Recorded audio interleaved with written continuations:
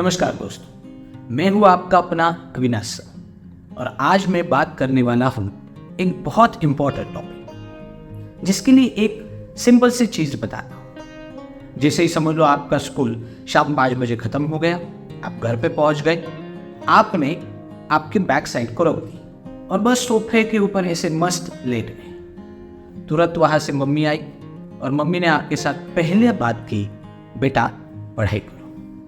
फिर वहाँ से आपका बड़ा भाई बड़ी बहन आती है और वो भी सेम चीज़ आपके साथ कहते हैं कि बाबा पढ़ाई करो। कभी मेहमान घर पे आते हैं, कहते हैं भाई पढ़ाई करो। चाचा चाची होते हैं, कहते हैं पढ़ाई करो।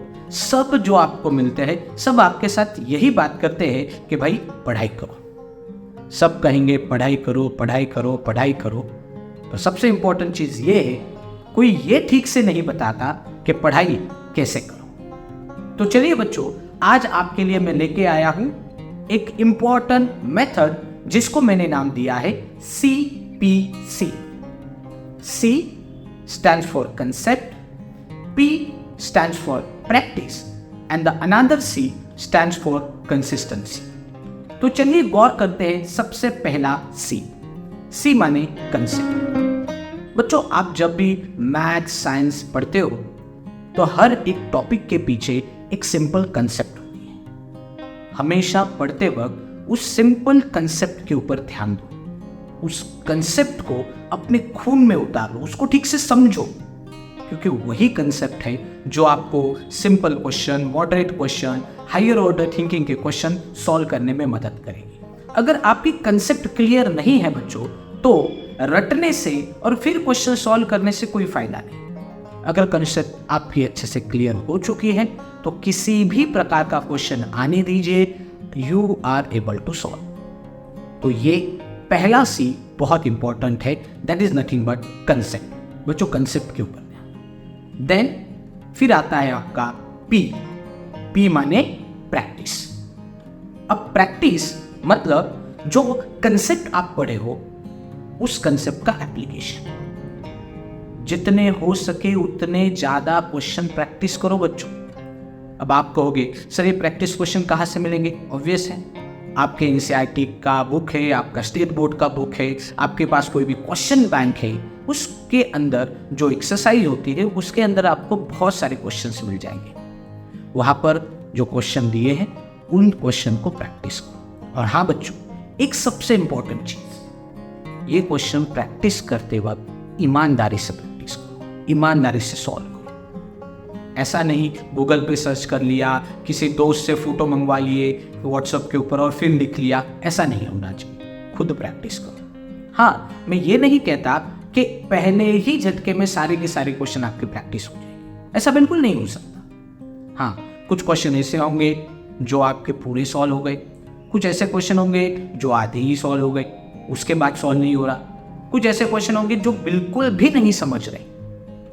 पर बच्चों, उस क्वेश्चन में अपना दिमाग लगाओ, जो कंसेप्ट आप पढ़े हो उस कंसेप्ट को अप्लाई करने की कोशिश करो। और अगर फिर भी नहीं हो रहा तो फिर अपने टीचर से बात करो। टीचर्स को बताओ कि मैंने ये सॉल्व करते वक्त ऐसा ऐसा ऐसा कंसेप्ट यूज किया है, ये फॉर्मूला यूज किया है, यहाँ तक आके रुका, ऊपर इसके आगे नहीं जमना। तो जरूर आपको आपके टीचर मदद करेंगे। इस दुनिया का कोई भी ऐसा टीचर नहीं है जो स्टूडेंट को ये बोले कि हाँ मैं तुझे मदद नहीं करने वाला, बिल्कुल नहीं। पर एक सबसे इंपॉर्टेंट चीज आपके दिमाग में होनी चाहिए कि आपने जो कुछ भी काम किया है वो एकदम ईमानदारी से होना चाहिए। ये हो गया आपका P प्रैक्टिस। फिर सबसे इंपॉर्टेंट द लास्ट C माने कंसिस्टेंसी। अब जो कुछ भी आप कर रहे हो, जैसे कि आपने कंसेप्ट समझ, फिर उस कंसेप्ट के रिलेटेड जितने भी क्वेश्चन है उन क्वेश्चन को प्रैक्टिस किया, ये काम आपको लगातार करना है, कंसिस्टेंट करना है। मैंने बहुत सारे बच्चे ऐसे देखे हैं कि अगर क्लास में आज मैंने बोल दिया कि बच्चों आपको अच्छे से पढ़ाई करनी है, कंसेप्ट समझ लेनी है, प्रैक्टिस करनी है, ये लो क्वेश्चन बैंक चलो सॉल्व करते हैं, वो काम को लग जाते हैं। तुरंत घर जाने के बाद मैं ये करूँगा, मैं वो करूँगा, फटाफट मस्त एक टाइम टेबल बनाते हैं। 1 दिन चलता है, 2 दिन चलता है, 3 दिन चलता है, पर उसके बाद सारा डाउन हो जाता है। क्यों? कंसिस्टेंसी नहीं। तो बच्चों, अगर आप थोड़ी देर के लिए उत्साह में आकर ये काम करोगे तो आपसे नहीं। आप जो कुछ भी पढ़ रहे हो, जो क्वेश्चन प्रैक्टिस कर रहे हो, ये अलग अलग टॉपिक्स में अप्लाई करना है और उसको कंसिस्टेंट रखना है। ऐसा नहीं कि 9 दिन किया उसके बाद छोड़ दिया, नहीं, ऐसा बिल्कुल नहीं।